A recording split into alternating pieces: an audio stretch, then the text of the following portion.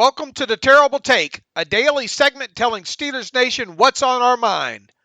Hi, I'm Melanie Friedlander, and welcome to my Terrible Take, coming at you every Sunday, courtesy of Steelers Depot.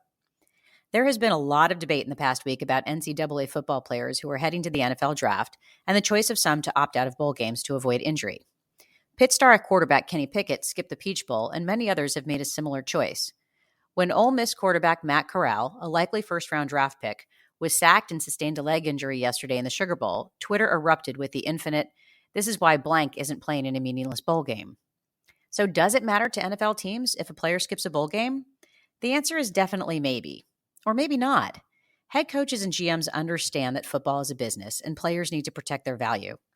They also want to know that a future player will continue to give their all even after he gets paid, so effort does matter. Last spring, prior to the draft, Steelers GM Kevin Colbert was asked what he thought about some players opting out of NCAA games in the 2020 season due to the COVID pandemic. His response showed a clear bias for players who participated in the regular season. As I stated, if a player chooses to opt out for whatever reason, that's their decision and we will respect it, Colbert said.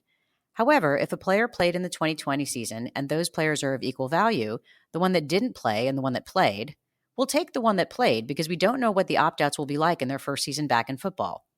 We believe that it's hard to sit this game out. So did that apply to bowl game participation as well? Colbert didn't comment on that, but let's look at the Steelers' most recent draft class by round.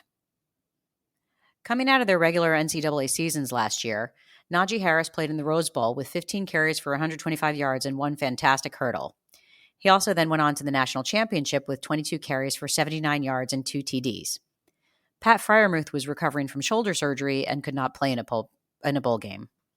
Kendrick Green went to a school that did not qualify for a bowl game. Dan Moore Jr. played in the Orange Bowl. Buddy Johnson played alongside him on the defense, leading the defense with 10 tackles in the Orange Bowl. Isaiah Loudermilk missed the Duke's Mayo Bowl due to injury. Trey Norwood played in the Cotton Bowl, making a 45-yard return for pick six. Presley Harvin III went to Georgia Tech, and they also did not participate in a bowl game.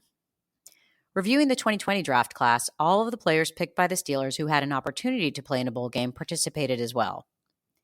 In an interview back in December 2019, following his final NCAA regular season game, offensive lineman Kevin Dotson was asked about opting out of the upcoming Lending Tree Bowl game. Here's what he had to say.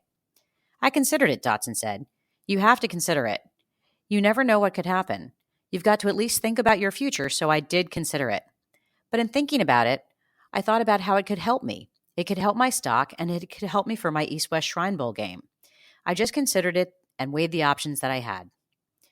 For years, it was assumed that players would participate in bowl games even if they were declaring for the NFL at the end of the season. Since the Rose Bowl was first played in the 1901 season, college bowl games have expanded to the current total of 44, including college football playoff and national championship games. Multiply that by the student athletes on the game day roster, and that is a lot of players to track. Obviously, many of them are underclassmen who will be returning to school for the following season. With that said, here's my take. Each player should make the decision that's best for him and his family.